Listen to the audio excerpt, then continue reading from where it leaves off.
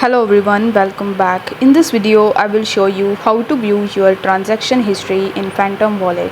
So in order to do this, you first need to launch your Phantom Wallet mobile application. Then you need to provide your passcode or some other security information, and then you just have to log in into your account.